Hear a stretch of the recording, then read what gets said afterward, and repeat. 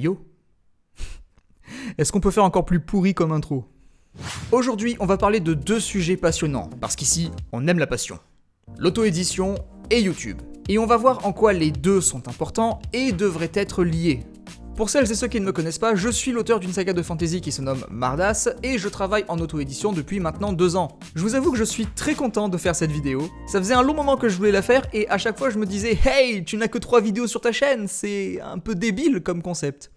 Si vous êtes auteur indépendant et que vous cherchez un moyen de mettre en avant vos œuvres pour attirer encore plus de lecteurs, déclencher encore plus de ventes et faire un maximum de pognon, cette vidéo est pour vous. Enfin, sauf pour le pognon. Ça, je l'ai dit pour vous motiver à rester. Non mais je vous jure, la vidéo est intéressante, hein. Vous allez voir, on va parler de plein de trucs. Il y avait 0 argument dans cette phrase. Bon déjà, quel est le rapport entre l'écriture et YouTube? Aucun. Voilà, comme ça c'est dit, on peut passer à la question suivante. Pourquoi un auto-édité devrait avoir une chaîne YouTube? La réponse est dans la question. Je vous laisse réfléchir pendant 2,38 secondes. Parce que vous êtes auto-édité. Vous aviez trouvé? Bravo, vous gagnez un sourire. Vous êtes auto-édité ou auteur indépendant, ça dépend, appelez ça comme vous voulez, on s'en bat les steaks. Ça signifie que vous travaillez majoritairement sur Internet, que vous communiquez sur Internet, que vous vendez sur Internet, bref, votre business se trouve sur Internet. C'est là que se trouve votre niche, votre communauté, votre audience, sauf si vous êtes du genre à travailler en salon. Mais en ce moment, les salons, ouais, c'est pas très Covid hein, en ce moment. Ce qu'il faut comprendre, c'est qu'un auteur indépendant qui essaye de se faire connaître sur la toile devient automatiquement un créateur de contenu sur Internet. Parce que c'est son contenu qui va orienter le public vers son œuvre.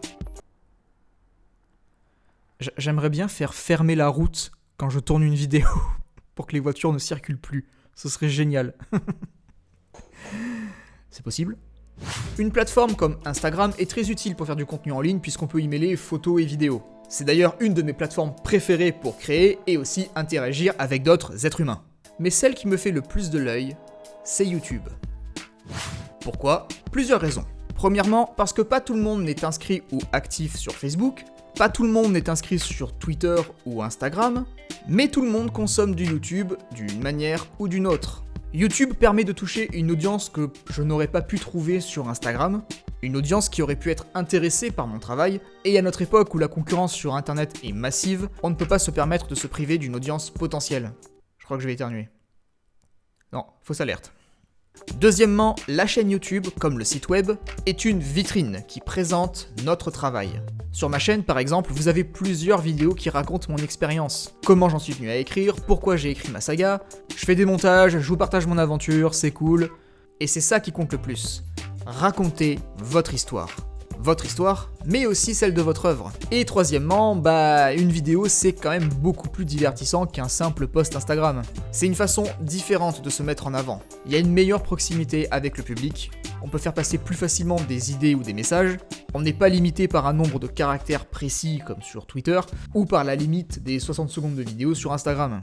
Vous allez me dire oui, mais il y a IGTV. Et vous pouvez vous en servir d'ailleurs. YouTube n'est pas la seule plateforme de vidéo qui existe. Mais IGTV, ça reste encore différent. C'est pas la même manière de consommer le contenu. Déjà parce qu'il faut un compte Instagram, et comme je l'ai dit, pas tout le monde n'a Instagram. IGTV, à mon sens, c'est vraiment pour la communauté d'Instagram, et pour rien d'autre. Et en ce qui me concerne, je ne suis pas fan d'IGTV. Mais ça c'est mon avis. Je nie pas le fait que c'est un outil qui est utile pour les créateurs, c'est juste que c'est pas adapté à mon type de contenu. Pour la petite histoire, je ne fais pas seulement des vidéos depuis la publication de ma saga, ça a été mon métier pendant quelques années, je réalisais des vidéos pour des clients, principalement des pubs. Bref, étant passionné par la vidéo et par mon travail actuel qui est d'écrire ma saga et lui donner vie, je me suis dit qu'il y avait un moyen de faire un truc cool avec YouTube. Et vous savez quoi? Je pense vraiment que YouTube devrait être un outil indispensable pour tous les auteurs indépendants. Parce qu'il n'y a pas meilleure plateforme pour créer une proximité avec ses lecteurs. Il n'y a pas meilleure plateforme pour parler de sa passion, pour la montrer et pour donner envie aux gens de s'y intéresser. La vidéo est un moyen de communication extrêmement puissant. Beaucoup plus puissant qu'une simple photo ou un texte. Une chaîne YouTube, pour un auteur, c'est une mine d'or. Pour gérer son image, il n'y a pas mieux. Si vous êtes auteur, je vous recommande fortement d'ouvrir une chaîne et de l'alimenter en contenu. Comment? Pas de panique, on va voir ça juste après.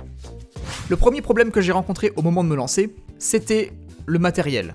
Parce que entre temps, comme j'avais plus ou moins abandonné la vidéo, j'avais vendu presque, mais carrément tout mon matériel. Et je sais pas si vous le savez, mais l'audiovisuel, ça coûte un bras. Même les deux parfois. C'est terriblement cher et l'idée de devoir réinvestir dans tout le matériel que j'avais déjà à la base, ça m'a clairement démoralisé dès le départ. Donc je suis reparti à zéro avec la seule caméra que j'avais, à savoir mon smartphone. Sans micro, sans rien, c'était dégueulasse. Le premier tome de Bardas sortira dans un peu moins d'un mois, à savoir le 15 juin.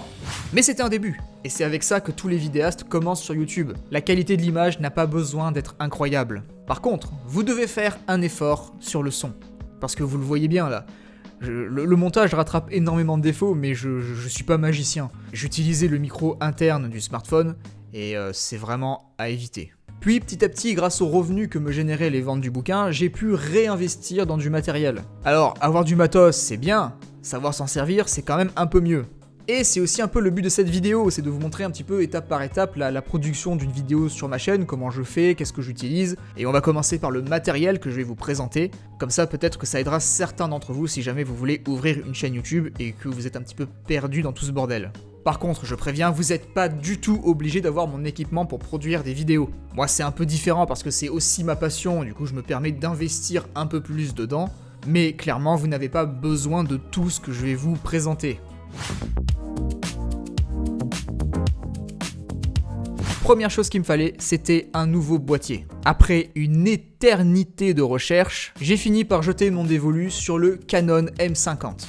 Qui est, comme vous le voyez très bien, un tout petit boîtier. Il est super léger, c'est vraiment une plume le truc. C'est un peu la star chez les youtubeurs, vlogueurs, c'est vraiment la caméra destinée aux débutants sur YouTube et à celles et ceux qui font des vlogs et qui partent en voyage. Franchement, celle-ci, je vous la recommande, surtout pour faire du contenu en ligne, c'est parfait. Le boîtier est pas spécialement cher pour ce qu'il propose, il est super facile à utiliser, pas du tout encombrant, il tient dans la poche le truc, et surtout, la qualité est excellente. Et je ne suis même pas sponsorisé par Canon pour dire ça. Donc Canon, si vous voulez me remercier, vous pouvez m'envoyer un Canon R5, j'en dirai du bien. Et je dirai du bien de tout. Vu que la caméra est super légère, on peut facilement la mettre sur un GorillaPod, et pour pouvoir se filmer avec l'écran retournable, c'est parfait. C'est vraiment une caméra hyper pratique pour pouvoir produire du contenu en ligne, vraiment, je l'adore. Aujourd'hui, je ne me filme plus avec cette caméra, même si elle me sert encore énormément pour plein de choses. J'avais besoin d'aller dans une gamme un peu plus professionnelle. Du coup, depuis le début de l'année, je filme toutes mes vidéos, dont celle-ci, avec un Fujifilm X-T3. Bon là par contre je vous le recommande absolument pas, surtout si vous débutez une chaîne, déjà pour le prix et aussi parce que c'est jamais une bonne idée de commencer avec des boîtiers semi-pro. Commencez toujours petit pour avoir les bases. Dixit le mec dont le premier roman fait 500 pages. Vous avez déjà dû entendre ce conseil 1 milliard de fois, mais je vais le répéter ici, pour le principe, par acquis de conscience. Le son, c'est plus important que l'image. Soignez toujours le son. Sinon, personne ne s'intéressera à ce que vous dites.